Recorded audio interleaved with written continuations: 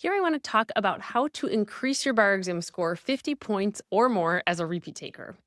And basically, what I want to do is tell you some stories of our students who have passed the bar exam and tell you what their approach is to pass the bar exam.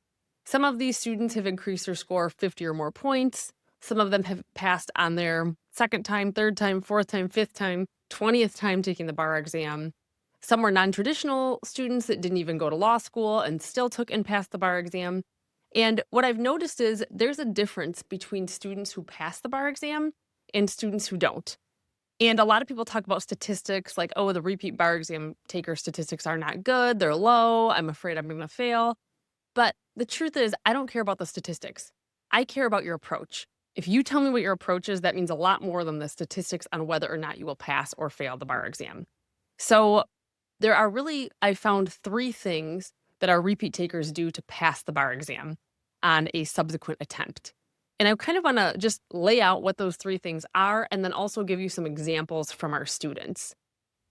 So, the first thing that repeat takers really do is examine their strengths and weaknesses and prioritize. And I want to give you an example of that. We just had a student in a UBE jurisdiction increase her bar exam score 50 points. So she started in the 220s and she ended up passing in the 270s. So that's a massive score increase. It is difficult to take your score from a 220 to a 270. But one thing we noticed when looking back is that she really focused on her essays in the written portion of the bar exam. So she handed in every single essay her tutor assigned. She had dedicated sessions just focused on the performance task portion of the bar exam. And you would think, like, oh, essay writing must have been her weakness. But no, when we look back at her score report, essay writing was actually her strength. And her tutor was brilliant to notice this because you don't want to ignore your strengths. A lot of people go into the bar exam and they think, okay, I'm going to focus on my weaknesses. Multiple choice is my weakness. That's what everybody says, by the way, without even looking at their score report. So essay writing was this student's strengths, and she actually made it a super strength. So instead of saying, okay, I'm going to focus on my weaknesses, which is good, you should not ignore your weaknesses, but definitely do not ignore your strengths. And she did not ignore her strengths, to her credit. So when she was studying for the bar exam, that was one of her main areas of focuses. And it makes sense because you don't need a certain score on the multiple choice portion of the bar exam and the essay portion of the bar exam to pass the bar exam in a uniform bar exam state. You just need an overall score. So, in other words, if you're in New York, we don't care how you get to that 266. We just want you to get a 266. Maybe you do great on your essays and not so great on your multiple choice. That's totally fine. However, you get there is how you get there. For many people, it is actually easier to exponentially improve their score on the written portion of the exam. And a lot of people don't recognize this as a strength of theirs. And I'm going to give you an example. I had two students who I kind of worked with side by side. So I saw this really big contrast between them. They both went to the same law school. One had an engineering background and the other was an English major. So the student with the engineering background, he told me, he said, I'm not good at the essay portion. I don't write. I don't know how to write. I'm a bad writer. And so I just know that's my weakness. But oddly enough, when I looked at his essays, he actually was quite good at the written portion. The bar exam does not require you to be a good writer. The bar exam requires you to know how to write in the format that the graders are looking for. So he actually did a great job using the Iraq format. He kind of wrote in this formula. He had some things to improve a little bit here and there, like his analysis could have been expanded upon. But he was basically doing great. And next to him was the English major who was very confident about her writing abilities. And she was a great writer. But the problem is she would write these beautiful, flowy, creative, sophisticated analyses. The bar exam graders are not looking for that. And that's why smart people fail the bar exam. The bar exam graders are looking for something that is following their formula: issue, rule, application, conclusion.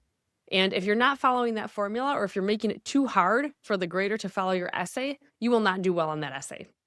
So for her, we actually had to work on toning it down and writing in a more simple manner so that she could pass the bar exam effectively and take advantage of her strength, which was really writing. So just keep that in mind that sometimes, you might not think something is your strength, but it is. And the other thing you want to keep in mind too is when you're examining your strengths and your weaknesses, don't create all of them equally. Okay. Not all strengths and weaknesses are created equally. Some strengths matter more. Like if you're a good writer, that matters a lot. You can substantially improve your essay and performance test score. And some weaknesses matter more than others. For example, if you struggle with timing, especially if you really struggle, that's going to matter more than if you don't understand the nuances of the rules against perpetuity. We had a student who came to us on his third time taking the exam, and he struggled a lot with timing on the bar exam. So much so that he would just half answer some of the essays. He didn't finish the performance test. He struggled with multiple choice and getting that done on time. And his first 2 times studying for the bar exam, he worked so much on learning the content and the substantive law and different strategies. But the problem was, it doesn't matter how much you know if you can't write it in the time you have. So maybe he knew property really well, but if he never got to the property essay, it's not going to matter how well he knows it because he can't show that to a grader. So we really worked on timing. We had all kinds of things that we did for him. We set up timed exams. We started short. We increased them over time. We had him write essays in less than the time allotted. We gave him different techniques on cutting out certain background information that wasn't really giving him as many points as other things that he was doing. And so that was a weakness, and that was a huge weakness. That was his main weakness. So when you're looking at your strengths and weaknesses, make sure that you're prioritizing them. You should focus on your strengths because they can really be your super strengths. And you should also look at your weaknesses and figure out what's going to move the needle the most. If you focus on this weakness, is it going to help you substantially improve your score? A second difference between repeat takers who pass and those that don't is repeat takers who pass don't study to study. They study to pass the bar exam. So when you're sitting down to study, don't just study for the sake of studying. Don't study to complete your commercial course. Don't study just to fill time. Don't go to the library without a whole list of things to do. You want to make sure that your time is being very effectively used, especially as a repeat taker. And this is really important. And let me just give you an example. Sometimes students, especially first time takers, are very worried about checking off boxes in their commercial course. So they do things like essay questions and multiple choice questions, and they don't really reflect on them. Um, their course will tell them to complete an essay, and they read the question and they read the model answer, which is horrible. Or they read the question and then they answer the question open book. Please do not do that. That is such a waste of time. Or they will answer multiple choice questions and they'll answer 50 in a row. They don't like their score, so they answer 50 more. And it's just this endless process of constantly answering questions and never seeing their score improve. That's what a lot of first time takers struggle with on the bar exam, and even repeat takers. Another thing that first time takers do that they think is enough to pass the bar and improve their score, and it's not, is they'll say something like, oh, when I answer a multiple choice question wrong, I look at the answer explanation, I figure out why I got it wrong. And then they move on. That sounds good. That's exactly what your course tells you to do, but it is actually wrong. Why? Because you don't just want to answer a question and then review why you got it wrong. You will never remember it. You have to have a better system. So I'm going to go through how to approach the essay portion and multiple choice question portion of the exam so that you're actually passing the exam and you're not just studying to check off boxes or feel productive. First, I want to start with the multiple choice portion of the bar exam. So if you're studying for the multiple choice portion of the bar exam, slow down.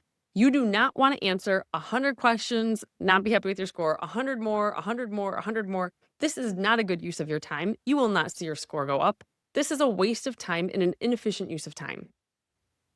Yes, you want to answer a certain quantity of questions because you want to get a certain amount under your belt to get exposed to how things are tested on the bar exam.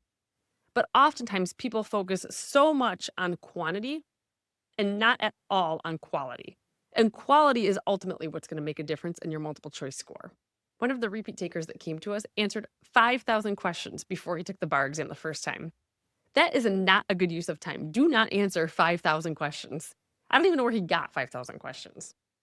On the contrary, we had a student who, I kid you not, before they took the bar exam, they answered 128 questions, and that was it. And they passed, and they had an MBE score in the 160s. And I don't recommend that either. That's too few. You want to get a certain quantity of questions under your belt because you want to be exposed to how the material is tested. But so many students focus so much on quantity and not nearly enough on quality. So when you answer multiple choice questions, instead of trying to answer 30 in an hour, try to answer 6 in an hour. Dissect the fact pattern. Figure out what facts lead to what issues being tested. See if you can state the rule without looking at the answer choice. If you don't know the rule, it's a sign maybe you need to memorize more. Apply the law to the facts. Try to conclude without looking at the answer choice if that's possible, and figure out why the answer choices are wrong. And then look at the answer explanation and see if you got it wrong or right. And then this is key. When you are actually, let's say you got the answer wrong, or let's say you got it right, but for the wrong reason. Don't just understand the answer explanation. Instead, actually handwrite why you answered something wrong.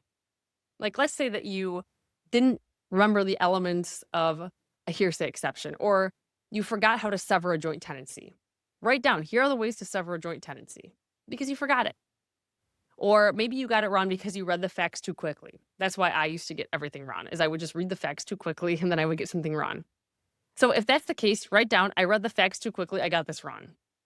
Then review that legal pad every single day. That is how you memorize something. Quiz yourself on the legal pad. Can I remember the 3 elements of that hearsay exception? Or can I remember how to sever a joint tenancy? And make sure that you know it. Basically, you're actively quizzing yourself and reviewing this legal pad. If you just review something once, you got an answer explanation wrong, you review it once, you won't remember at the end of the day, let alone when you go take the bar exam. It's not nearly enough. Humans do not learn things by looking at them once. You have to look at it multiple times, and not just look at it, but actively memorize it and review it. And so that's very important when you're answering multiple choice questions. The next thing it's important to do is look at how you're approaching the essays.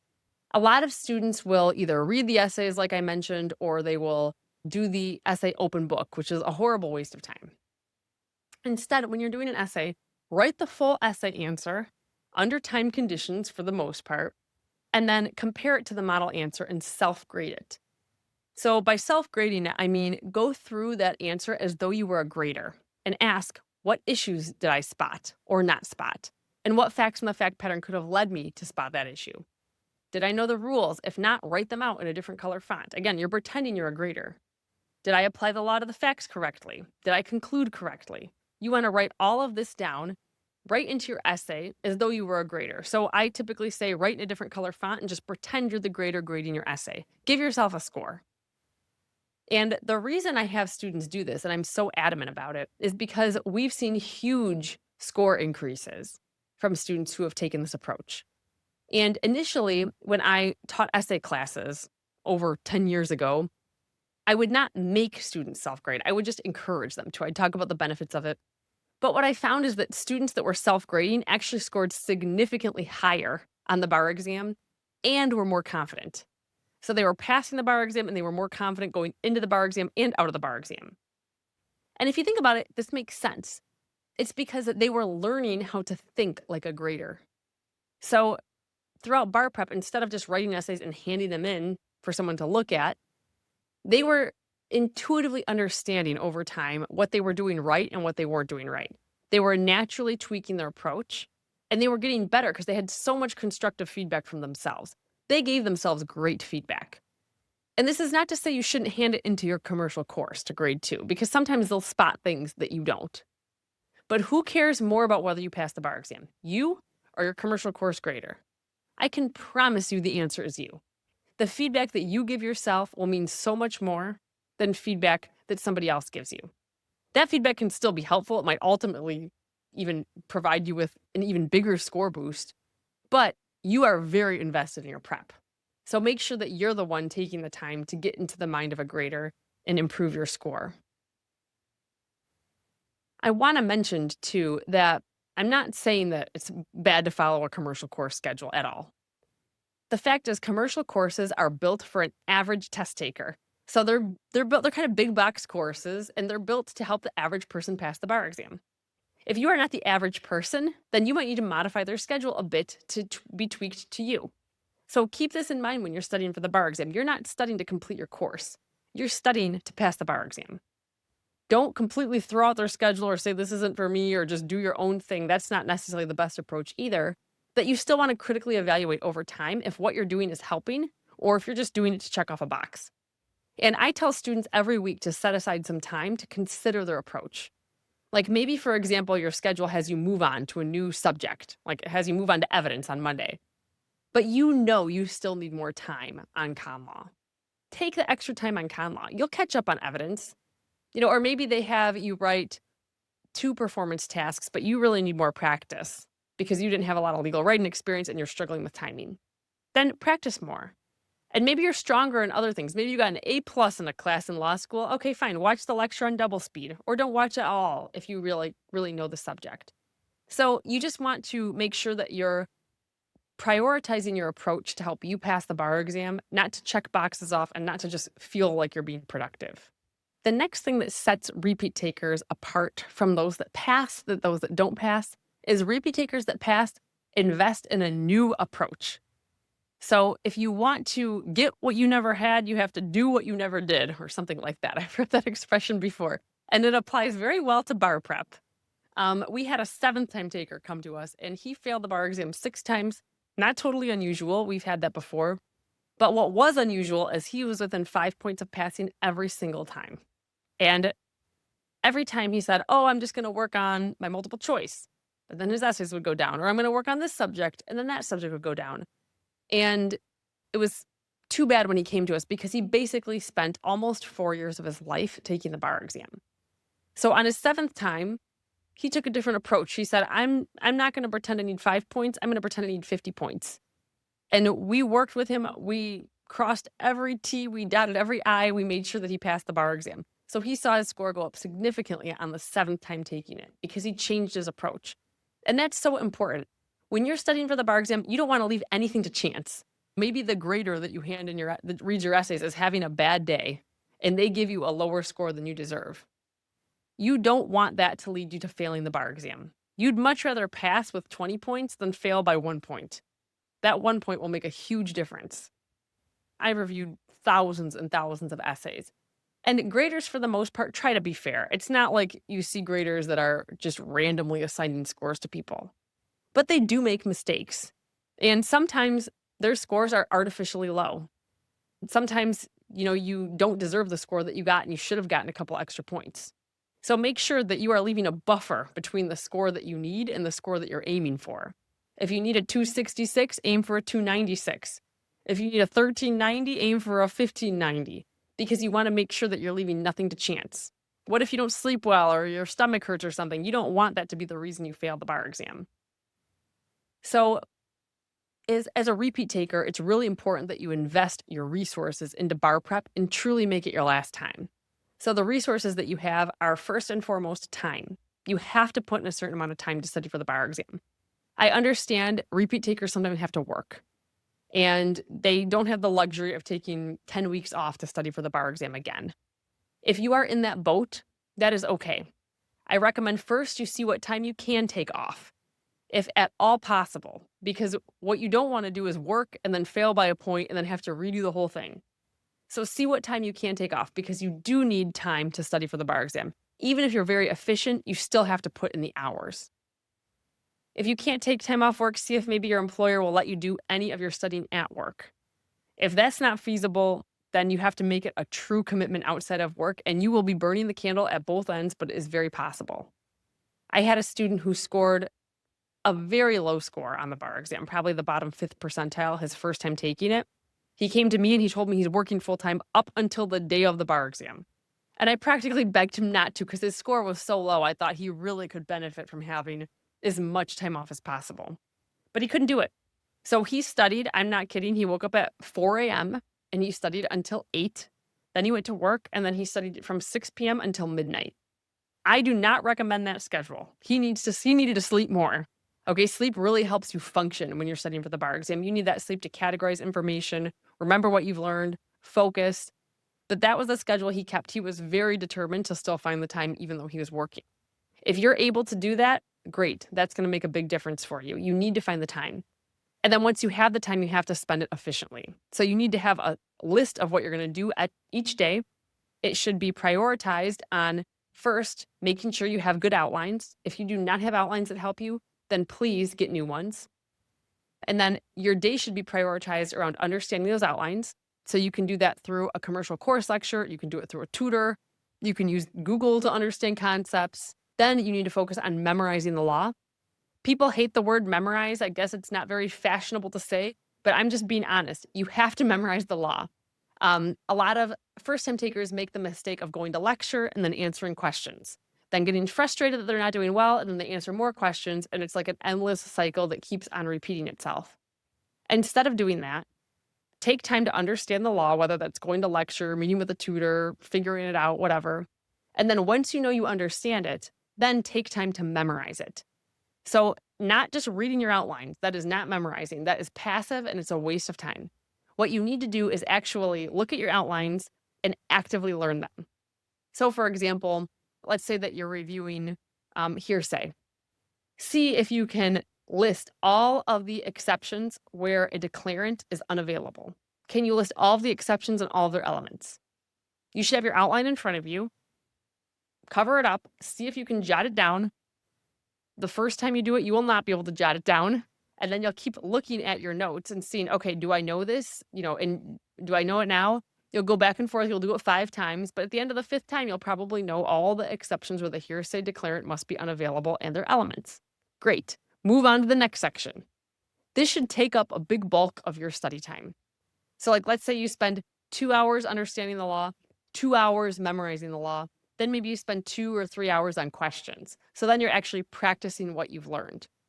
So then you can apply the law to multiple choice questions or essay questions. Don't forget that fundamental step of memorizing the law in between understanding it and practicing. Otherwise, you're just going to completely frustrate yourself and you will not see your score improve substantially. So you need the time to study for the bar exam. You also need the mental energy, okay? You want to invest your mental energy into bar prep, meaning that you want to study at your best time of day. If I need to memorize something, I'm going to get up at 4 in the morning to do it because that's my best time of day. I'm a morning person. I get a cup of coffee and I can do anything in the morning. But if you ask me to memorize after 7 p.m., my day is gone. There is no way I'll be able to memorize something. So make sure to prioritize your hardest tasks at your best time of day. Don't save it for work. That can wait till after the bar exam. Instead, focus on prioritizing your bar exam prep. And then lastly, if your outlines are not helpful to you, get new outlines. If you need a tutor, get a tutor. Some people are afraid of the cost commitment. They don't want to invest a few $1,000s in tutoring, and they don't realize how much more they're actually spending when they keep taking and retaking the bar exam. It costs so much more than investing in a tutor one time and being done with it. And that's what that 7th time taker experienced that I mentioned. He finally got a tutor at his 7th time. He could have passed on his 2nd time. And then lastly, you want to examine a few things when you're considering your new approach. Look at your score report. Look at how you performed on every portion of the bar exam, how you performed on the different subjects. Look at your percentiles. If you have multiple score reports, what we do for our students is often we'll put them in a big chart and we'll see if we can find patterns and certain subjects they struggle with, or which portions of the bar exam they struggle with, or if they struggle with timing, we'll be able to often see it reflected in their scores because certain scores will be lower toward the end of the exam. So look at your score report. Look at exam day. Figure out if there's anything that affected your score then. Did you not sleep enough? If so, maybe you need to prioritize better sleep habits leading up to the bar exam. Did you struggle with timing? This is huge. If so, that's going to substantially change your study habits leading up to the bar exam. And then lastly, look at your study habits leading up to the bar exam. So, how did you study? Were you efficient with your time? Were you focused on memorizing? Did you answer enough performance tasks? A lot of people will, if they're being honest, they'll say no, they didn't. Maybe they answered 1 or 2, but not nearly enough. Make sure that your study habits leading up to the bar exam are actually efficient and helpful for you. If you do these 3 things, then you are much more likely to pass as a repeat taker than if you're cobbling resources together and hoping and praying for those extra 5 points and trying to make it work without substantially changing your approach.